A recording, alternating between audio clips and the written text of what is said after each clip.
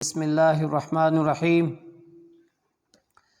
یا ایہا الذین آمنوا اطیعوا اللہ واطیعوا الرسول ولا تبطلوا اعمالکم وقال تعالی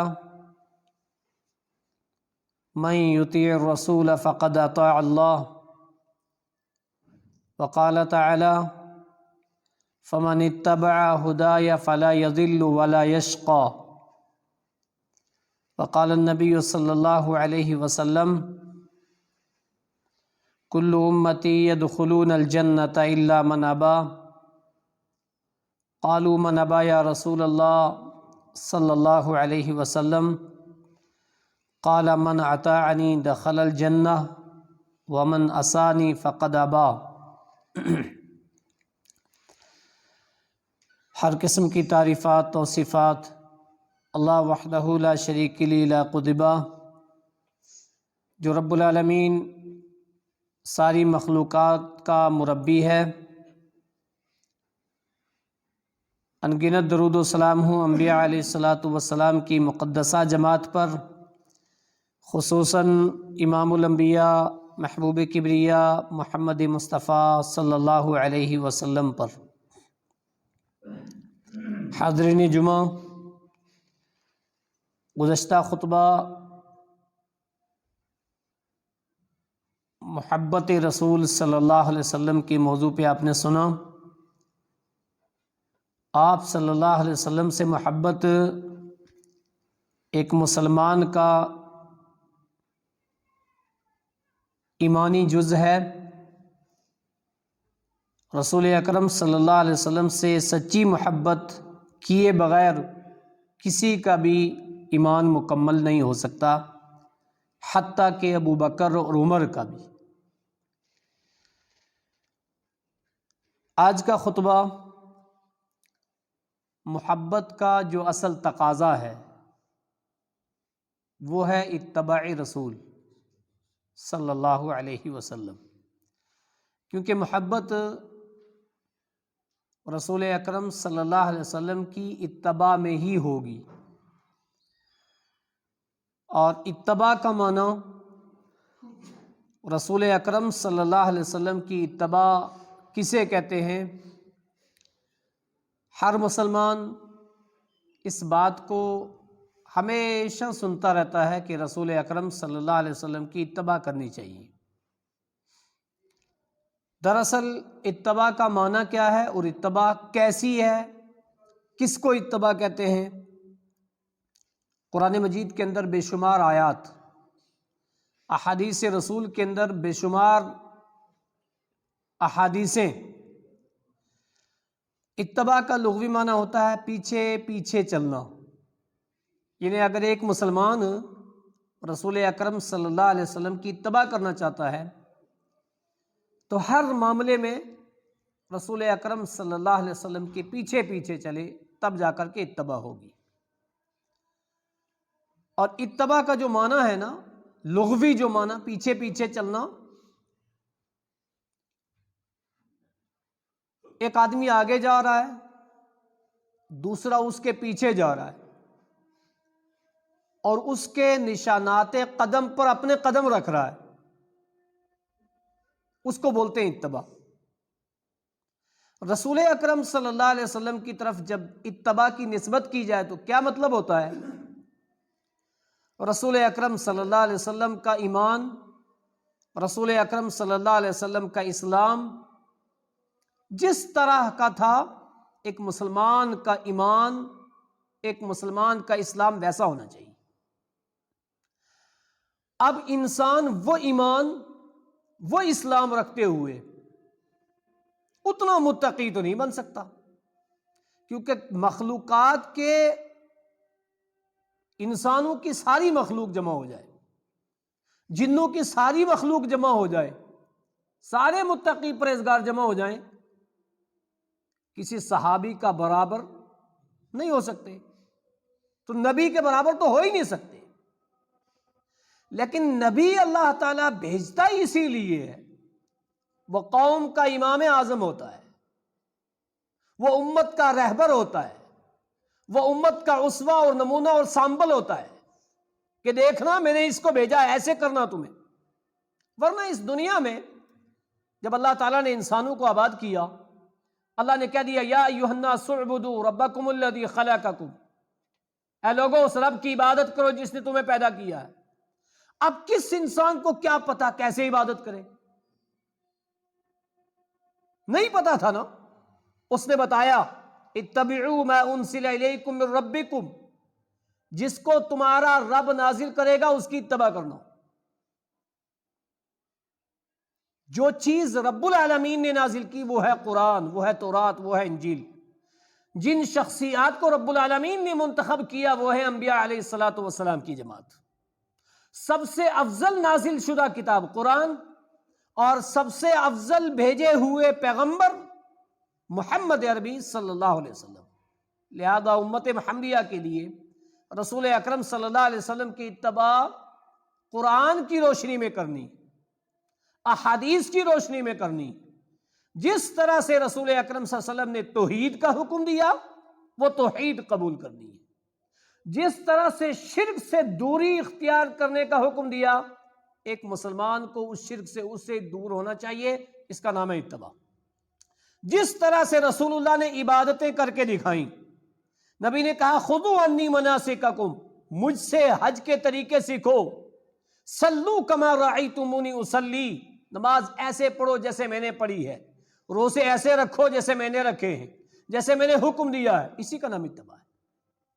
یعنی ہر عبادت رسول کے طریقے کے مطابق کرنا، اس کا نام ہے اتباع رسول. اور جو ہر عبادت، ہر خوشی، ہر غمی، ہر معاملات نبی کے اسوے کے مطابق کرتا ہے اس کی محبت سچی ہے. جو عبادت تو نبی کے طریقے کو چھوڑ کے کسی اور طریقے پہ کرے اور کہے میں محب رسول ہوں، یہ شخص رسول اللہ سے محبت کرنے والا نہیں ہو سکتا. اللہ رب العالمین نے قرآن مجید کے اندر ارشاد فرمایا فَمَنِ اتَّبَعَ هُدَایَ، جو میری نازل کردہ ہدایتوں کی پیروی کرے گا، اتباع کرے گا، ان کے نقش قدم کے مطابق چلے گا، فَلَا يَضِلُّ، وہ گمراہ نہیں ہوگا. اب وہ کیا ہے؟ وہ ہے یا قرآن یا رسول اکرم صلی اللہ علیہ وسلم کا فرمان. یعنی قرآن اور یا نہیں، قرآن اور رسول اکرم صلی اللہ علیہ وسلم کا فرمان، وہ دو ہی چیزیں ہیں، حدیث اور قرآن. کیونکہ اللہ نے انہی کو نازل کیا، اللہ نے انہی کو منتخب کر کے بھیجا.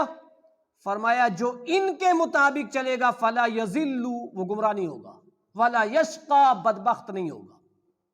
ایک سلیبس، ایک اصول، ایک قاعدہ، ایک قانون دے دیا انسانیت کو، امت محمدیہ کو، کہ اگر تمہیں گمراہی سے بچنا ہے، تمہیں بدبختی سے بچنا ہے تو ایک اصول ہے. اصول کیا؟ تمہارا ہر عمل قرآن اور حدیث کے مطابق ہونا چاہیے. اگر تمہارے اعمال قرآن و حدیث کے مطابق ہیں، تمہارے اعمال رسول اللہ کے طریقے کے مطابق ہیں، تو تم گمراہ نہیں ہو. یہ پیمانہ ہے، یہ لیبورٹری ہے. کیسے پہچانا جائے کون گمراہ ہے اور کون گمراہی سے پاک ہے؟ آج ہر انسان، کوئی انسان بھی اپنے آپ کو کہتا ہے میں گمراہ ہوں؟ کوئی نہیں کہے گا. ایک کافر بھی بھلے گمراہی میں ہو وہ کہے گا نہیں میں گمراہی میں ہوں. لیکن اصول ایک الگ چیز ہے، اس اصول سے پہچانا جائے گا کہ گمراہی کیا ہے، ہدایت کیا ہے، تاریکی کیا ہے، روشنی کیا ہے، بدعت کیا ہے، سنت کیا ہے. پیمانہ کیا بیان کر دیا؟ قرآن اور حدیث. ہر انسان اپنے عمل کو قرآن اور حدیث سے ملائے.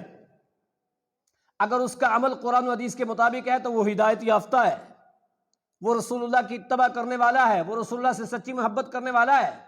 اگر اس کے عبادات، اس کے معاملات، اس کی طور طریقے، اس کی نمازیں، اس کا حج، اس کی قربانی، اس کی زکوٰۃ، اس کا روزہ قرآن و حدیث کے مطابق نہیں ہے تو وہ قرآن و حدیث کی روشنی میں گمراہ ہے، کوئی کہے یا نہ کہے. قرآن نے کہا فَمَنِ اتَّبَعَ هُدَایَ فَلَا يَضِلُّ وَلَا يَشْقَى.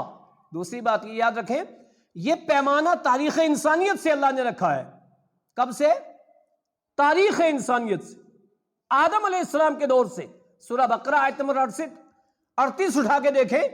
اللہ رب العالمین نے روح زمین میں جب بھیجا قُلْنَا اهْبِطُوا مِنْهَا، یہاں سے نکل جاؤ روح زمین میں. اب روئے زمین میں رہ کر کے تم جنت سے نکالا ہے، تمہیں جنت پانی ہے، تو کیا کرنا؟ فَإِمَّا يَأْتِيَنَّكُم مِّنِّي هُدًى، میری طرف سے ہدایت آئے گی۔ کہاں سے؟ میری طرف سے۔ اب اس جملے کو مسلمانوں کو سمجھنا چاہیے نا کہ اللہ نے کہا میری طرف سے۔ اللہ کی طرف سے آنے والی ہدایت اس دور میں امت محمدیہ کے لیے کون سی ہے؟ قرآن ہے۔ اس کا گائیڈ کیا ہے؟ حدیث ہے۔ اس سے کتنی محبت ہے ہماری، اس کو کتنا سمجھتے ہیں ہم، کتنا ڈگر ڈگر لے کے گھومتے ہیں؟ نہیں، وہ بند ہے۔ اس کی جگہ اور کتابیں ہیں اور شخصیات ہیں، کہاں سے کامیابی مل جائے گی؟ کبھی نہیں ملے گی۔ اللہ نے پیمانہ رکھا تھا، اور امت محمدیہ سے نہیں، تاریخ انسانیت سے، فَإِمَّا يَأْتِيَنَّكُم مِّنِّي هُدًى، اب میرے پاس سے ہدایت آئے گی۔ فَمَن تَبِعَ هُدَايَ، جو میری طرف سے آنے والی ہدایتوں کی اتباع کرے گا، فَلَا خَوْفٌ عَلَيْهِمْ وَلَا هُمْ يَحْزَنُونَ، اس کو کوئی خوف اور کوئی غم نہیں ہوگا۔ ہر دور میں آپ سورہ مائدہ کی آیت نمبر 40 سے لے کر 46 اٹھا کے دیکھو، اللہ نے 4 موٹی آسمانی کتابوں کا تذکرہ کیا۔ اسی طرح سے سورہ شورى 25واں پارہ اٹھا کے دیکھو، اللہ رب العالمین نے ہر رسول کا 19واں پارہ سورہ شورى دیکھو، ہر نبی کا تذکرہ کیا۔ فرمایا اگر تمہیں ہدایت پانی ہے، اتباع کرنی ہے، تو یہ نبی، یہ صحیفہ، یہ نبی، یہ کتاب، یہ نبی، یہ قرآن، ہر دور میں یہی امت محمدیہ کے لیے یہی ہے کہ وہ قرآن اور حدیث کے مطابق ہر عمل کرے تو رسول اکرم صلی اللہ علیہ وسلم کی اتباع ہوگی۔ صحابہ اکرام رضوان اللہ علیہم اجمعین یہی اتباع کرتے تھے۔ آپ کے معاملات، آپ کی عبادات، آپ کی خوشیاں، آپ کی غمیاں نبی کے طریقے کے مطابق ہوتی تھی۔ سمجھ نہیں آتا، لوگوں نے اس کو ثواب سمجھا ہوا ہے، نیکی سمجھا ہوا ہے، وہ کرتے ہیں، نہ وہ نیکی قرآن میں، نہ وہ حدیث میں، نہ صحابہ سے، نہ ائمہ اربعہ سے، نہ محدثین سے، نہ مفسرین سے۔ لوگ پھر بھی اس کو نیکی سمجھ رہے ہیں، ثواب سمجھ رہے ہیں، اور محبت رسول میں کر رہے ہیں، اتباع رسول میں کر رہے ہیں۔ یار اتباع رسول ہے بھی یا نہیں ہے؟ اس کا پیمانہ ہے نا، چیک کرنا پڑے گا نا۔ لہٰذا ہر خوشی، ہر غمی، ہر عبادت اس کو قرآن اور حدیث کے اصولوں میں چیک کیا جائے گا کہ اتباع ہے یا نہیں ہے۔ اگر نجات چاہیے تو قرآن نے کیا فرمایا؟ گمراہی سے، بدبختی سے بچنا چاہتے ہو تو کیا کرو؟ اللہ کے نازل کردہ کلام اور اللہ کے بھیجے ہوئے رسول کی اتباع کرو، اسی میں گمراہی سے بچو گے، اسی میں بدبختی سے بچو گے، ورنہ بدبختی اور گمراہی ہے اگر تم نے یہ 2 چیزیں چھوڑ دی۔ یہی بات اللہ کے نبی صلی اللہ علیہ وسلم نے ایک جم غفیر میں حجۃ الوداع کے موقع پر صحابہ کو کہا تھا۔ عن ابی ہریرہ رضی اللہ عنہ قال قال رسول اللہ صلی اللہ علیہ وسلم انی قد ترکت فیکم شیئین لن تضلوا بعدہما کتاب اللہ وسنتی ولن یتفرقا حتی یرد علیہ الحوض، رواہ الحاکم فی المستدرک فی کتاب العلم۔ ابو ہریرہ فرماتے ہیں اللہ کے نبی نے کیا فرمایا؟ انی قد ترکت فیکم شیئین، میں تمہارے درمیان، ہم نے کیا کر دیا؟ نہیں 4۔ کیوں؟ وہ نبی 2 چھوڑ گئے تھے، وہ انکمپلیٹ تھی، ہم نے کمپلیٹ کیا کہ 4 چاروں برحق۔ نبی نے کیا فرمایا ہے؟ انی قد ترکت فیکم شیئین، 2 چیزیں ہم نے ایک اصول بنایا، 4 چاروں برحق، جس کی بھی مانو ٹھیک۔ لیکن ہاں ایک چیز ہے، اگر آپ امام شافعی کے مقلد ہو کر کے رفع الیدین کرو تو ٹھیک، نبی کی طرح میں سمجھ کے کرو تو غلط۔ یہ پتہ نہیں یہ اصول کہاں سے آیا۔ نبی کہتے ہیں انی قد ترکت فیکم شیئین، 2 چیزیں چھوڑ کے جا رہا ہوں، لن تضلوا بعدہما، تم ان دونوں کو مضبوطی سے پکڑو گے تو گمراہ نہیں ہوگے، اور وہ دونوں جدا نہیں ہوں گی یہاں تک کہ تم حوض پر میرے پاس آ جاؤ گے۔ وہ دونوں ایسے ہیں، لازم اور ملزوم ہیں، قرآن اور حدیث۔ بغیر حدیث کے قرآن نہیں، بغیر قرآن کے حدیث نہیں۔ فرمایا یہ 2 چیزیں، ان کو مضبوطی سے پکڑو، اور وہ ہمارے پاس موجود، قرآن بھی موجود، حدیث بھی موجود۔ ہمیں کسی تیسری چیز کی ضرورت تب پڑے گی جب اس میں نہیں ملے گا مسئلہ، جب اس سے حل نہیں ہوگا، پھر دیکھیں گے صحابہ کی زندگی، پھر دیکھیں گے امت کا اجماع، پھر دیکھیں گے قیاس، پھر دیکھیں گے دوسرے دلائل، لیکن جب ساری چیزیں یہاں موجود ہوں تو کہو نہیں امت کا اجماع اس پہ ہے، قرآن اور حدیث کے خلاف کسی بات پر امت اکٹھی ہو جائے تو کیا کہو گے؟ نہیں یہ صحیح ہے وہ غلط ہے؟ قرآن کی کوئی آیت نعوذ باللہ غلط نہیں ہو سکتی ہے، حدیث رسول غلط نہیں ہو سکتی ہے، اتباع اسی میں۔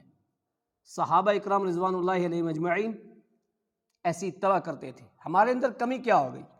کمی یہ آ گئی ایسی اتباع کرنے میں میری خواہش روڑا بن گئی، میرے طور طریقے روڑے بن گئے، میرا اطراف روڑا بن گیا، دوسری چیزیں کہیں آ گئیں، نہیں فلاں ایسا ہے فلاں ایسا ہے، چھوٹ جاتی ہے۔ صحابہ کیسے کرتے تھے کہ جب نبی کی بات آ گئی، جب نبی کو دیکھ لیا، جب نبی سے سن لیا تو دنیا ساری ایک طرف ہو جائے سب کی چھوڑ دیں گے، نبی کی نہیں چھوڑیں گے۔ ہم اس کا الٹا کرتے ہیں۔ اور اس تعلق سے ایک حدیث سنو، صحابہ کیسی اتباع کرتے تھے، ایسی اتباع کی ضرورت ہے ہمیں آج۔ اللہ کے نبی صلی اللہ علیہ وسلم، ابو ایوب انصاری یہ وہ صحابی ہیں کہ جن کی دلی خواہش تھی کہ رسول اللہ جب مکہ سے مدینہ گئے کہ میرے گھر پہ آپ مہمان بنے، میرے گھر پہ رہیں۔ آپ کی اونٹنی بیٹھی گھر کے قریب اور اٹھ کر کے پھر آگے چل دی، مایوس ہو گئے، واپس گھر آئے، گھر والوں کو کہا نہیں، رسول اکرم صلی اللہ علیہ وسلم کی اونٹنی بیٹھ کر کے آگے نکل گئی، ہماری جو تمنا تھی شاید رب کو منظور نہیں ہے۔ ابو ایوب انصاری کی بیوی اپنے شوہر سے کہہ رہی ہے میں رسول اللہ کو اپنے گھر کا مہمان بنانے کے لیے عرش والے سے کہہ رہی ہوں، میں اللہ سے دعا کر رہی ہوں۔ دیکھو اونٹنی واپس لوٹی، پھر بیٹھی، کس کے مہمان بنے؟ ابو ایوب انصاری جلیل القدر صحابی۔ آئیے اتباع دیکھیے، اتباع کسے کہتے ہیں، ایک حدیث سنیں۔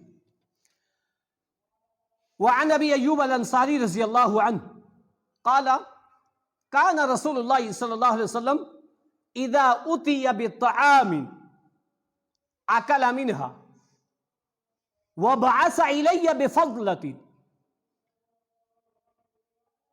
ثم بعث الي بفضلة بيوم لم يأكل منها فسألته فقال يا رسول الله صلى الله عليه وسلم لم يأكل منها بصوم فسألته أحرام يا رسول الله صلى الله عليه وسلم قال الله ولكن أكره بأجل ريحه فكرهته لكرهت رسول الله صلى الله عليه وسلم۔ کتاب الاشربہ مسلم کی روایت۔ ابو ایوب انصاری کہتے ہیں کہ اللہ کے نبی صلی اللہ علیہ وسلم جب میرے گھر میں رہتے تھے نا تو میں کھانا بھیجتا تھا آپ کے لیے، اور رسول اکرم صلی اللہ علیہ وسلم کھانا کھا کر کے جب وہ برتن مجھے واپس دیتے تو جو کھاتے وہ کھا لیتے، باقی مجھے واپس کر دیتے، اور میں اس بچے ہوئے کھانے کو کھایا کرتا تھا۔ بولو کتنے خوش نصیب صحابی، اللہ اکبر۔ اور آپ تاریخ ابن خلدون پڑھ کے دیکھیں کہ یہ کیا کرتے تھے کہ دیکھتے تھے رسول اکرم صلی اللہ علیہ وسلم کی انگلیوں کے نشانات کہاں ہیں، اس کھانے میں آپ کے پوروں کے نشانات کہاں ہیں، آپ نے کہاں سے اس پلیٹ کو چاٹا ہو، کیسے کھایا ہے، کھایا کرتے تھے وہاں سے۔ لوگ پتہ کیا کرتے ہیں، بڑا بابا ہے، اس کا جھوٹا بھی ٹھیک ہے، پتہ نہیں نماز پڑھتا ہے نہیں پڑھتا، لیکن یہ اتنی محبت کرتے تھے، کہتے وہ بچا ہوا کھانا میں کھایا کرتا تھا۔ ایک روز کھانا گیا، رسول اکرم صلی اللہ علیہ وسلم نے لم یأکل منہا بثوم، اس کھانے کو کھایا نہیں لہسن کی وجہ سے، اس کھانے میں لہسن پڑا ہوا تھا۔ اللہ کے نبی نے وہ کھانا ویسے واپس کر دیا۔ جب کھانا واپس آیا تو اب صحابی تھے نا، یہ تھوڑا ہے کہ نہیں پوچھنا نہیں ہے، بڑے مفتی ہیں۔ اللہ کے نبی سے فوراً پوچھا، فسألتہ، کہتے میں نے سوال کر لیا، اللہ کے نبی صلی اللہ علیہ وسلم کیوں کھانا کیوں نہیں کھایا، کیا وجہ؟ اللہ کے نبی نے فرمایا کہ میں نے اس لہسن کی وجہ سے کھانا نہیں کھایا۔ تو پھر میں نے پوچھا کہ احرام، اللہ کے نبی کیا یہ حرام ہے؟ اللہ کے نبی نے کیا فرمایا، لا ولکن اکرہ باجل ریحہ، مجھے اس کی بو اچھی نہیں لگتی اس لیے میں اس کو نہیں کھاتا۔ حرام نہیں، حلال ہے، حرام نہیں حلال ہے، لیکن میں اس کو ناپسند کرتا ہوں۔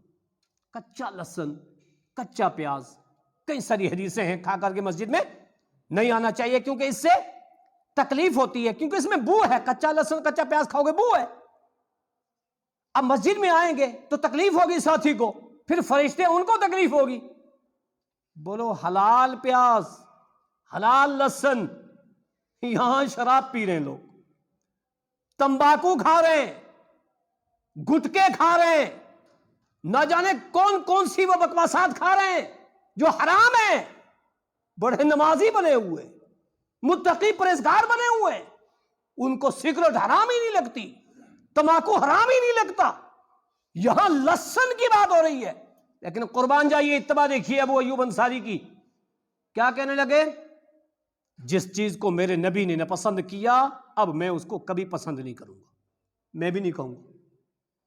یہ اتباع ہے، یہ اتباع ہے کہ نبی نے کچا لہسن نہیں کھایا، منع کیا، کہا اس کی ریح کی وجہ سے مجھے ناپسند ہے، یہ پیاز مجھے ناپسند ہے۔ اتباع کس میں؟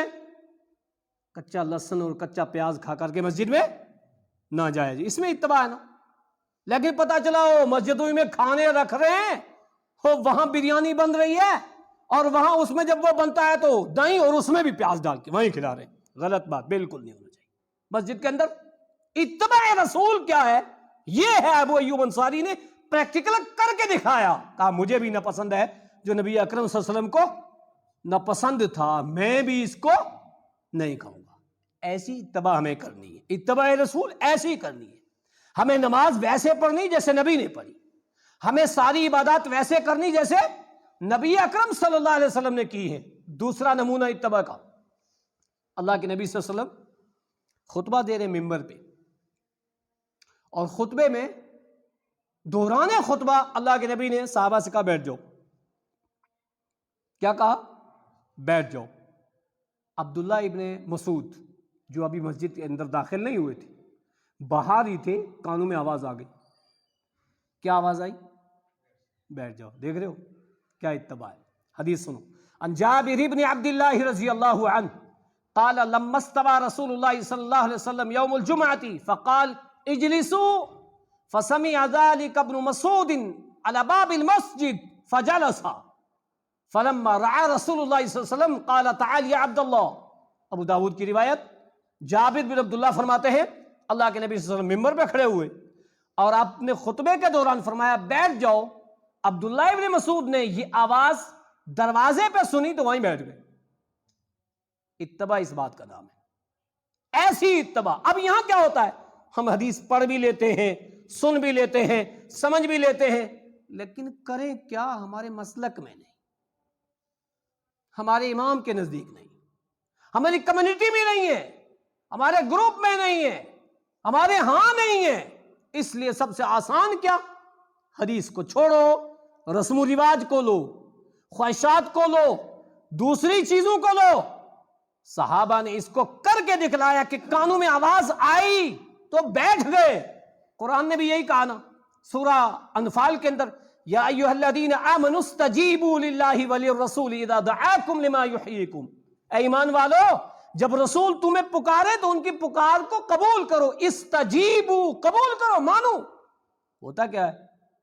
ہم نہیں مانتے اور سوچتے ہیں پھر بھی محب رسول، پھر بھی اتباع۔ بغیر مانے نبی کی اتباع کبھی نہیں ہوگی۔ ہم نبی کی مانیں گے تب نبی کی اتباع ہوگی، ہم نبی کے طریقے کو فالو کریں گے تب نبی کی اتباع ہوگی۔ عبداللہ ابن مسعود وہیں بیٹھ گئے۔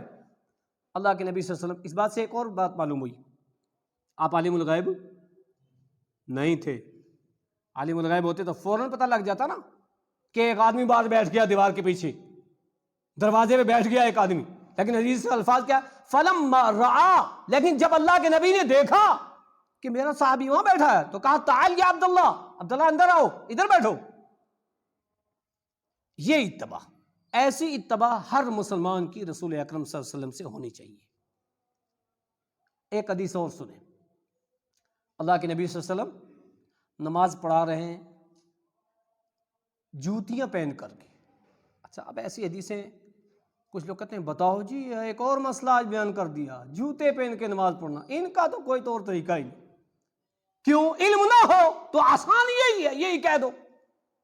حدیثیں نہ پڑھو تو یہی کہو گے، مذاق کرو گے حدیثوں کا۔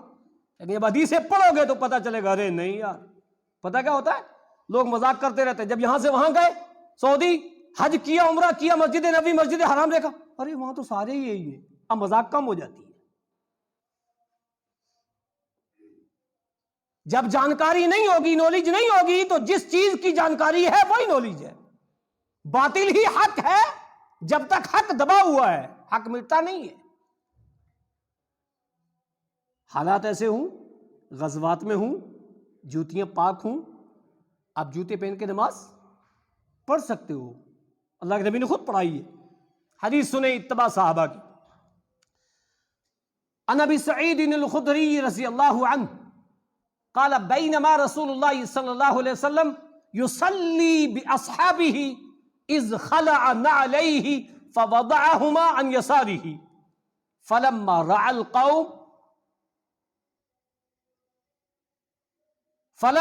القوم خلع نعلیہ فلما قضى رسول اللہ صلی اللہ علیہ وسلم صلاته قال رسول اللہ صلی اللہ علیہ وسلم ما حملکم على القائکم نعالکم قالوا یا رسول اللہ صلی اللہ علیہ وسلم رعیناک نعلیک ونحن نعلی فقال رسول اللہ صلی اللہ علیہ وسلم آتانی جبرائیل فأخبرنی ان فیہما قذن وقال اذا جاء احدکم فلیمسح فلیصلی۔ ابو داود کی روایت، ابو سعید خدری راوی حدیث، وہ فرماتے ہیں بینما رسول اللہ صلی اللہ علیہ وسلم یصلی باصحابہ، اللہ کے نبی صلی اللہ علیہ وسلم اپنے صحابہ کو نماز پڑھا رہے تھے، اس دوران یہ واقعہ ہوا، نماز پڑھا رہے تھے، دوران نماز اللہ کے نبی صلی اللہ علیہ وسلم نے کیا کیا، فوضعہما، اپنی دونوں جوتیوں کو اتار کر کے آپ نے بائیں جانب رکھ دیا، نماز کے دوران، نماز پڑھتے پڑھتے جوتیاں اتاری اور بائیں جانب رکھ دی۔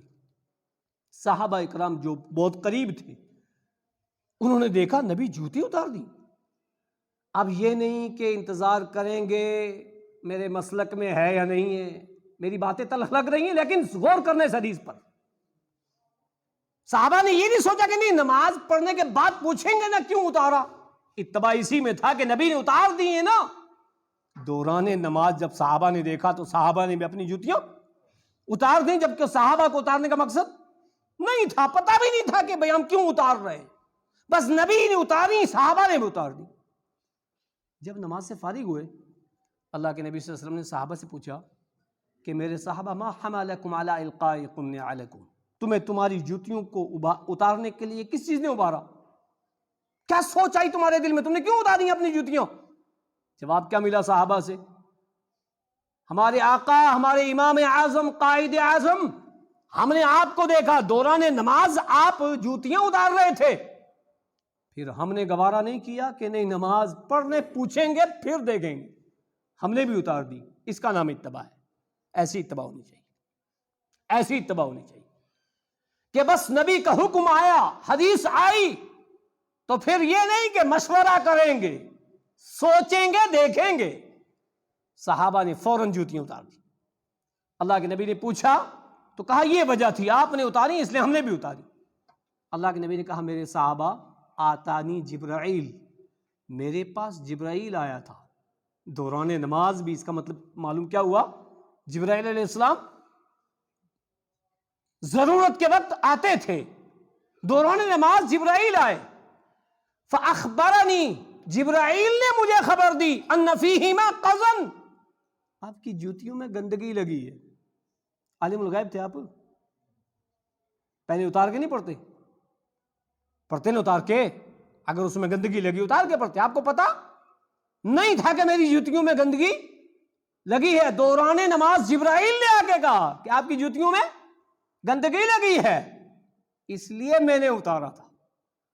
اور پھر کیا فرمایا، وقال اذا جاء احدکم، جب بھی تم میں سے کوئی آدمی آئے اور نماز پڑھے اور وہ جوتی پہنا ہوا ہو، فلیرا، اس کو دیکھ لینا چاہیے اپنی جوتی کو، اگر گندگی ہو فلیمسح، دھلے یا اس کو پوچھے صاف کر لے اور اس میں نماز پڑھے. روئے زمین پاک ہے. جعلت الارض مسجدا وطہورا, مٹی سے اس کو رگڑ کر کے صاف کر کے نماز پڑھے, یا پانی سے دھو لے, گندگی میں نماز نہ پڑھے. اس حدیث کو سنانے کا مقصد کیا؟ اس حدیث کے مسائل بہت سارے ہیں, لیکن سب سے بڑا مسئلہ کہ حدیث رسول کے آ جانے کے بعد اس کے سامنے سلنڈر ہونا, اسی کا نام ہی عبادت, اتباع رسول ہے. جیسے صحابہ نے دوران نماز دیکھا تو اپنی جوتیاں اتار دیں. دوسری بات یہ مسئلہ معلوم ہوا کہ ایسے حالات ہوں صحرا میں, ایسے حالات میں پاک جوتیاں پہن کے نماز پڑھ سکتا ہے بندہ, جوتیوں میں نماز پڑھ سکتا ہے. نبی نے خود پڑھائی ہے صحابہ اکرام کو. تو سب سے بڑی بات کہ نبی کی بات آ جانے کے بعد, نبی کا فعل اور تقریر اور قول آ جانے کے بعد اس کے سامنے کوئی حجت باقی نہیں رہتی ہے. اگر کوئی حجت باقی رکھتا ہے تو حضرت عبداللہ ابن عباس کہا کرتے تھے, یوشک ان تنزل علیکم حجارۃ من السماء اقول قال رسول اللہ صلی اللہ علیہ وسلم وتقولون قال ابو بکر و عمر, قریب ہے تمہارے اوپر آسمان سے پتھروں کی بارش نازل. کیوں؟ میں تمہیں کہتا ہوں اللہ کے نبی نے کہا, اور تم اس کے مد مقابل کہتے ہو ابو بکر اور عمر نے کہا. بولو اگر نبی کی بات کے مد مقابل ابو بکر اور عمر کی بات میں آسمان سے پتھروں کی بارش نازل ہو, تو جب کسی کی خواہش ہو, کسی دوسرے کا قول ہو, کوئی مسلکی بات ہو اور وہ نبی کی بات کے مد مقابل ہو, پھر کیا نازل ہونا چاہیے؟ بندے کو خود سوچنا چاہیے. ایسی اتباع جیسے صحابہ اکرام نے میرے 3 حدیثیں پڑھ کے سنائیں, ایسی اتباع ہونی چاہیے. ایک حدیث اور دیکھیے. دوران طواف جو 7 چکر لگاتے ہیں نا, اس میں شروع کے 3 چکر میں رمل کرنا ہے. رمل کیا ہے؟ تھوڑا اکڑ کے چلنا ہے, تیزی سے چلنا ہے, دکھا کر کے چلنا ہے. اس کا مقصد کیا تھا؟ اللہ کے نبی نے اپنے صحابہ سے کہا تھا, میرے صحابہ اپنی طاقت کو دکھانے کے لیے, اپنی یکجہتی کو دکھانے کے لیے, اپنے اتحاد کو دکھانے کے لیے ان کفار مکہ کو تم رمل کرتے ہوئے چلنا. جہاں تم چھپ چھپ کے طواف کیا کرتے تھے, ڈر ڈر کے کیا کرتے تھے, تیز چلتے چلتے آہستہ چلنے لگ جاتے تھے, اب تم ایسا کرنا. اللہ کے نبی کی جانے کے بعد عمر بن خطاب کے دل میں ایک بات آئی. دیکھیے بات بظاہر ٹھیک ہے کہ اس رمل کا اب کیا فائدہ؟ نبی نے جس مقصد کے لیے بتایا تھا وہ تو ختم ہے. یہاں حکومت ہماری ہے, مکہ فتح ہو چکا ہے, یہاں تو کسی غیر کا نام و نشان بھی نہیں ہے, ان کے انٹری بھی منع ہے. اب اس کا کیا فائدہ؟ اب اس کو چھوڑ دینا چاہیے. بولو بات صحیح تھی نا؟ بالکل بات صحیح تھی, عقل میں بیٹھنے والی بات تھی. کیونکہ جس وجہ سے رمل رکھا تھا وہ وجہ ختم تھی, تو اب رمل کی ضرورت نہیں ہے نا. لیکن قربان جائیے, اتباع اس کا نام ہے. حدیث سنیے. عن زید ابن اسلم عن ابیہ ان عمر بن الخطاب رضی اللہ عنہ قال للركن اما والله انی عالم انك حجر لا تضر ولا تنفع ولولا رأيت النبي صلى الله عليه وسلم استلمك ما استلمتك فاستلمه ثم قال ما لنا وللرمل انما كنا رعينا به المشركين وقد اهلكهم الله ثم قال شيء صنعه النبي صلى الله عليه وسلم فلا نحب ان نتركه متفق علیہ. متفق علیہ اس حدیث کو کہتے ہیں جو بخاری اور مسلم میں ہو. یہ بخاری اور مسلم دونوں میں یہ حدیث. زید بن اسلم حضرت عمر بن خطاب کے غلام, وہ کہتے ہیں کہ عمر بن خطاب طواف کرنے کے لیے جب رکن یمانی کے پاس پہنچے اور حجر اسود کے پاس پہنچے تو کہنے لگے حجر اسود کو میں جانتا ہوں تو پتھر ہے, دنیا میں سب سے اچھا پتھر کون سا ہے؟ حجر اسود ہے, اس سے اچھا کوئی نہیں ہے. سب سے اچھا پانی زمزم ہے. لوگوں نے نہ جانے کون کون سے پتھر ہو, یہ انگوٹھی لے جاؤ, اس میں یہ ہے, اس میں یہ ہے, یہ فلاں پتھر کی ہے. کائے پتھر میں جانتا ہوں, تو نفع و نقصان کا مالک نہیں ہے. ہم نے کون سے نکا اور کون سی ٹہری اور کون سی مٹی اور کون سے درختوں کو مانا ہوا ہے کہ میں جانتا ہوں تو نفع و نقصان کا مالک نہیں ہے. کیونکہ نفع و نقصان کا مالک صرف اللہ ہے، اس کے علاوہ کوئی اور نہیں ہے۔ میں نے اگر اپنے نبی کو استلام کرتے ہوئے تجھے نہ دیکھا ہوتا تو میں تجھے استلام نہ کرتا۔ استلام کسے کہتے ہیں؟ بسم اللہ اللہ اکبر، جب طواف شروع کرتے ہیں نا تو وہاں بسم اللہ اللہ اکبر کہہ کر کے طواف شروع کرتے ہیں۔ جب پھر وہاں چکر ایک پورا ہوتا ہے پھر بسم اللہ اللہ اکبر۔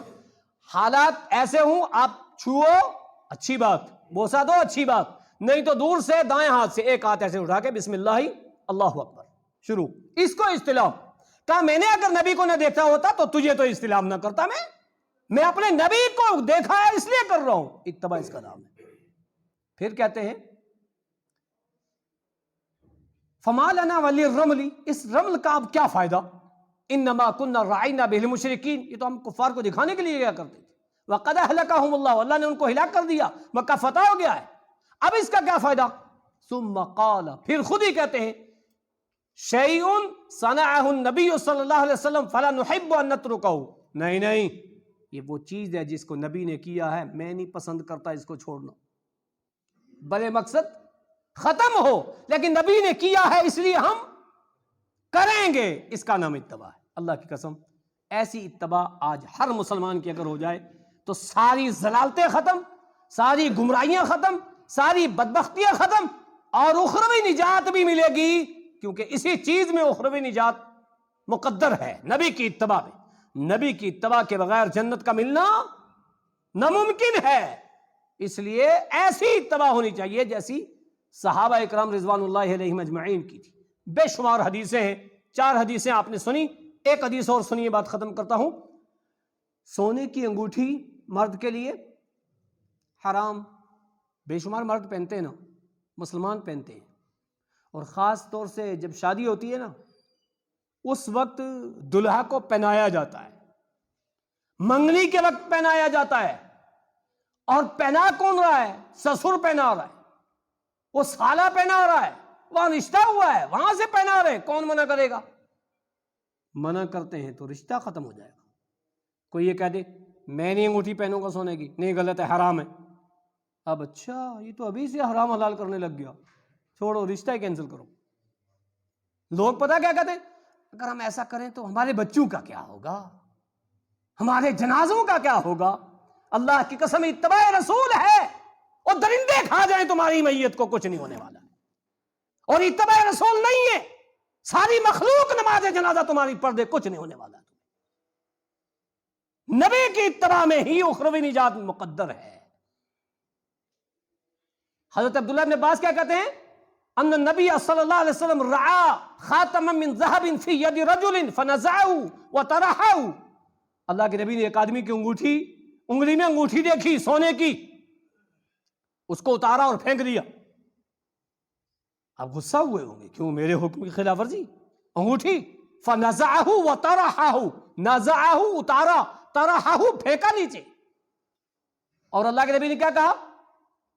ان احدکم یجمع، تم میں سے کچھ لوگ ایسے ہوتے ہیں جو جہنم کے انگارے جمع کرتے رہتے ہیں، ایسا مت کیا کرو، یہ جہنم کا انگارہ ہے، یہ سونا نہیں ہے، یہ سونے کی انگوٹھی نہیں، یہ جہنم کا انگارہ ہے۔ اور جہنم کی چنگاری سورہ مرسلات پڑھ کے دیکھو وہ کیسی ہوگی، ایک کوٹھیوں کی مانند، محل کی مانند چنگاری، تو انگارہ کتنا بڑا ہوگا؟ کہا یہ جہنم کے انگارے مت جمع کیا کرو، یہ صحیح نہیں ہے۔ اللہ کے نبی سمجھا کر کے انگوٹھی اتار کے پھینک کر کے چلے گئے۔ صحابہ نے اس صحابی سے کہا خذ خاتمک وانتفی لاہلی، اپنی انگوٹھی کو اٹھا لے اور فائدہ اٹھا لینا، بیوی کو دے دینا، ماں کو دے دینا، بہن کو دے دینا، عورتوں کے لیے حرام نہیں ہے۔ انہوں نے کیا کہا؟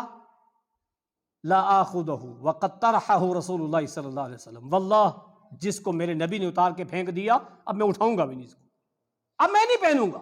اس کا نام اتباع ہے۔ اللہ کی قسم ہم نے اتباع بھی نبی کی اپنی مرضیوں کے مطابق بنائی ہے، اپنے طریقوں کے مطابق بنائی ہے، اپنے اصولوں کے مطابق بنائی ہے، اور دعویٰ اتباع کا اور دعویٰ کا محمد کا محبت کا 100% ہے۔ اصول اپنے، واہ جی اصول اپنے، اور دعویٰ 100%۔ اصول رکھو نا قرآن اور حدیث کا، محبت کا بھی اور اتباع کا بھی، پھر دیکھو اتباع کسے کہتے ہیں اور محبت کسے کہتے ہیں۔ اگر یہ اتباع نہیں ہوئی تو آخرت میں خسارہ ہے. ایک آیت اور ایک حدیث سنو کہ وہ خسارہ کیسا. دنیا میں ایک شخص نے جان بوجھ کر کے نبی کی اتباع نہیں کی, نبی کی نافرمانی کی جان بوجھ کر کے. مسلم شریف کتاب العشریبہ کھانے پینے کا جو چیپٹر ہے وہاں حدیث موجود. ان سلمۃ بن اکوہ ان اباہ حدثہ ان رجلا اکل عند رسول اللہ صلی اللہ علیہ وسلم بشمالہ قال قل بیمینک قال لا استطیع ما منعہ الا الکبر قال فما رفع الى فیہ. ایک شخص اللہ کے نبی کے ساتھ کھا رہا تھا کھانا بایاں ہاتھ سے. اللہ کے نبی نے کیا کہا؟ دائیں ہاتھ سے کھاؤ. بے شمار لوگ ہوتے ہیں نا بایاں ہاتھ سے پی رہے ہیں, بایاں ہاتھ سے کھا رہے ہیں. آج تو ایسی چیزیں, وہ چیزیں الحمدللہ یہاں نہیں ہیں, اب آ رہی ہیں آہستہ آہستہ. وہ اسٹنڈی کی دعوت ہے بھائی. وہ دائیں ہاتھ میں بوٹی, بائیں ہاتھ میں پانی, وہ کھا رہا ہے. اس کو یہ کہ یہ پھینکو دوسرا اٹھاؤں, اس جلدی میں لگا ہے. دائیں بائیں کا خیال ہی نہیں. بائیں ہاتھ سے بھی کھا رہے ہیں لوگ, پی رہے ہیں. نہیں کھانا پینا چاہیے, مسلمان کے لیے درست نہیں ہے. اللہ کے نبی نے اس سے کہا کہ دیکھو دائیں ہاتھ سے کھاؤ. اس نے کہا لا استطیع, میں نہیں کھاتا. آج بھی ہوتا ہے نا, چوراہے پہ کہیں 2-4 لوگ کھڑے ہیں, کوئی غلط کر رہا ہے, کوئی بیچارہ کہہ دے بھائی ایسا کرو, او چل مولوی تجھے کیا پتا. وہ تو بےزتی کر دیں گے, ڈانٹ دیں گے, آنکھیں نکال کے دکھا دیں گے اس کو یہ پتا نہیں میں نے کس حدیث کے مقابلے میں اپنے آنکھ دکھائی ہے, اپنا رعب و دبدبا دکھایا ہے, اپنا بڑکپن دکھایا ہے. اس شخص نے کیا کہا؟ لا استطیع, میں نہیں طاقت رکھتا. اب لا استطیع کا معنی یہ نہیں کہ اس کا ہاتھ ٹوٹا ہوا تھا یا کوئی تکلیف تھی, کیونکہ آگے حدیث کا الفاظ ہے کہ ما منعہ الا الکبر.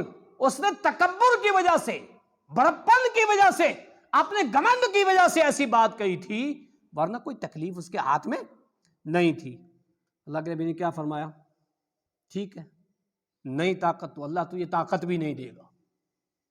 اللہ تجھے طاقت بھی نہیں دے گا. کیوں؟ تو نے میری حدیث کو معمولی سمجھا, میری بات کو معمولی سمجھا, اپنی خواہش کو آگے رکھا, تو نے تکبر دکھایا حدیث کے مقابلے میں, میری بات کے مقابلے میں. ایک بد دعا دے دی. کیا؟ جا تو اٹھا بھی نہیں پائے گا. سلمہ بن اکوہ راوی حدیث کیا کہتے ہیں؟ فما رفعہ الی فی, جب تک وہ زندہ رہا اس کا ہاتھ دایاں کبھی منہ کی طرف گیا ہی نہیں. مخالفت رسول کی سزا دنیا میں ملی نا, دنیا میں ملی مخالفت رسول کی سزا.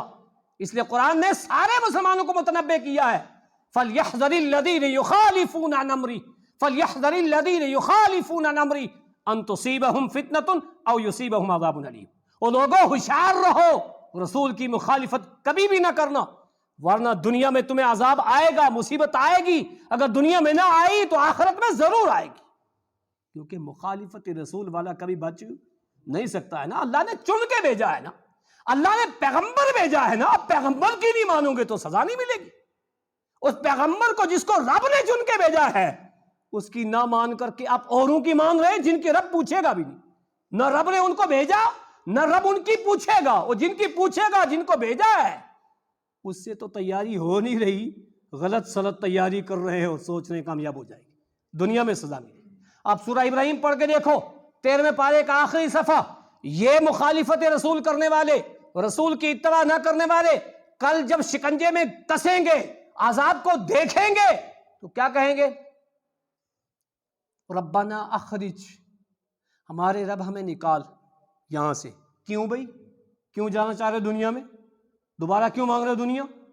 کہیں گے نجیب دعوتک, اے اللہ ہم تیری دعوت کو قبول کر کے آئیں گے. اب اللہ کی دعوت کیا ہے؟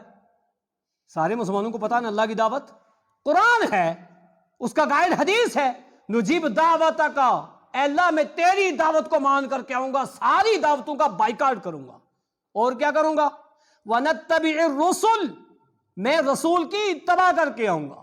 اس سے پہلے تو میں اتباع نہیں کرتا تھا, کہیں اور چکروں میں پڑا تھا, لیکن اب سارے چکر چھوڑ کر کے نبی کی اتباع کر کے آؤں گا. بھیج تو صحیح دنیا میں, دوبارہ دنیا کبھی نہیں ملے گی.